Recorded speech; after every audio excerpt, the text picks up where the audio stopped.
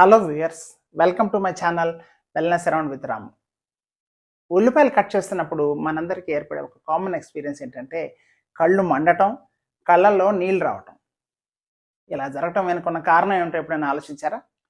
ఉల్లిపాయ కట్ చేసినప్పుడు అందులో ఉండే సల్ఫర్ కాంపౌండ్స్ బ్రేక్ అవుతాయి.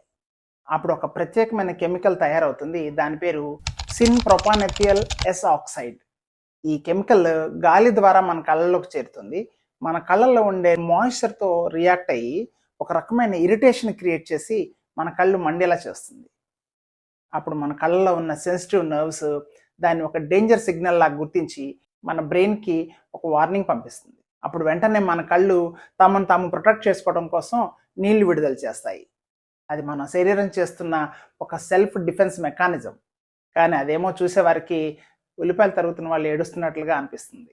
కాబట్టి నెక్స్ట్ టైం మీరు ఉల్లిపాయలు కట్ చేస్తున్నప్పుడు మీ కళ్ళలో నీళ్ళు రాకుండా ఉండాలంటే ఒక చిట్కా చెప్తాను. సగానికి తరిగిన ఉల్లిపాయలను ఒక 5 నిమిషాల పాటు నీళ్ళలో నానబెట్టండి. అప్పుడు అందులో ఉండే సల్ఫర్ కాంపౌండ్స్ పలచగా మారి సిన్ ప్రొపానెథియల్ ఎస్ ఆక్సైడ్ అనే కెమికల్ పెద్దగా రిలీజ్ అవ్వదు.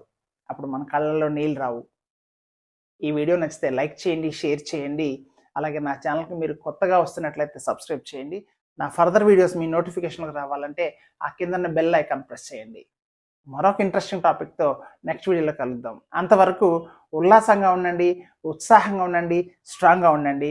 నమస్కారం.